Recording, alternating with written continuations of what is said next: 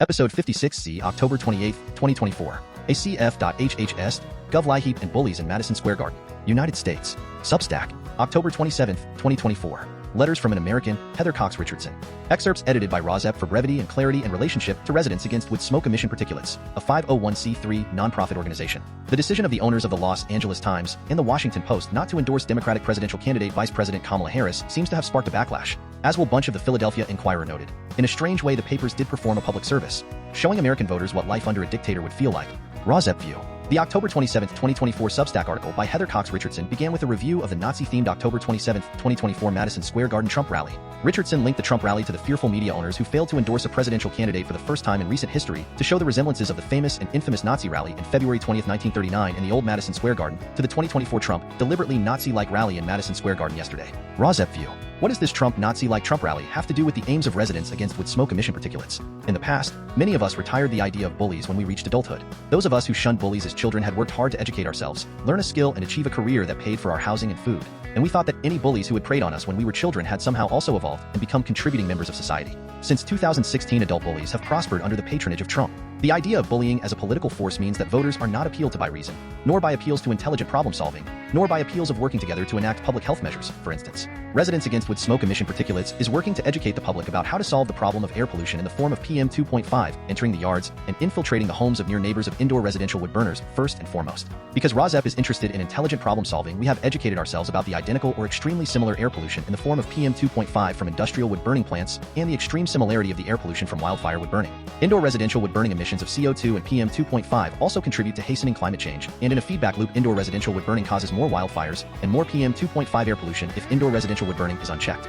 Wildfires may be an act of God in some ways when nature has the upper hand with the aid of climate change, but indoor residential wood burning can be prevented. Just don't burn wood to begin with. Just don't burn wood to begin with. Burning wood is not a human physical addiction like alcoholism or cigarette addiction. Burning wood has logistical challenges from cutting down a living tree, to hauling the wood sometimes great distances and carrying pests with it, and storing the wood in a dry place without it igniting and starting a wildfire itself.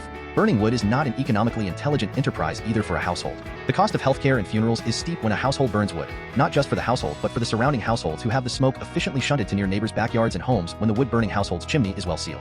So efficiently shunting air pollution to near neighbors can be seen as a canny move by indoor residential wood burners. Seemingly the air pollution problem is solved for themselves, but those who revel in being bullies can also congratulate themselves that they are bringing ill health and early death to their near neighbors. The strength of bullying has never been so blatant as when an indoor residential wood burner burns. Near neighbors can see the smoke, smell the smoke, have to breathe in the smoke when they venture out of their sealed homes with multiple air purifiers running, and those near neighbors usually have no recourse to stop the bullying because presumably the health authorities consider this air pollution invisible because it begins inside a home, not for example beginning in a bonfire in the backyard where a firefighter, police officer, or health official can walk up to the wood burning in the yard and see what is going on. To fight the bully, residents against wood smoke emission particulates take the side of the near neighbor of an indoor residential wood burner rather than taking the point of view of the bullying indoor residential wood burner. However, RAWSEP meets many bullying indoor residential wood burners when meeting the public and attempts to understand each individual's motivation for this bullying of their fellow men. The idea put out in the media is that an individual indoor residential wood burner is indigent, being too poor to heat their homes by any other means. However, when RAWSEP has brought this up, some indoor wood burners concede that they are among the poorest men in society, but some are offended that they are perceived as poor and in need of government welfare.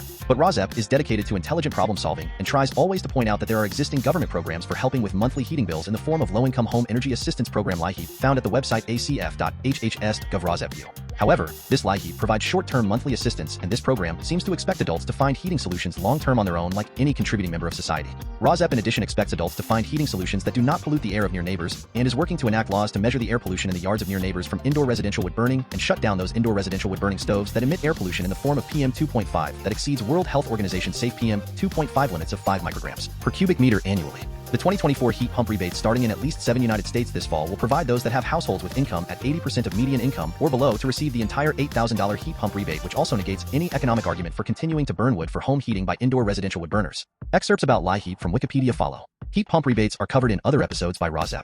Excerpts edited by RAWSEP for brevity and clarity in relationship to residents against wood smoke emission particulates, a 501c3 nonprofit organization. The Low-Income Home Energy Assistance Program, LIHEAP, pronounced LIHEAP, is a United States federal social services program first established in 1981 and funded annually through congressional appropriations. The mission of LIHEAP is to assist low-income households, particularly those with the lowest incomes that pay a high proportion of household income for home energy, primarily in meeting their immediate home energy needs. The program, part of the United States Department of Health and Human Services, HHS, is funded by grants appropriated from the federal government. Weatherization funding peaked to over $500 million in 2009, and by 2014 had decreased to about $300 In 2014, it served over 80,000 households in over 40 states, out of over 5 million in the LIHEAP program. In total since 1976, weatherization assisted over 7 million low-income households, which received free home improvements worth an average of about $5,000. The most common measures were furnace replacement, attic and wall insulation, and infiltration reduction. A random trial in Michigan estimated that the measures reduced energy consumption by 10 to 20% on average. Funding distribution.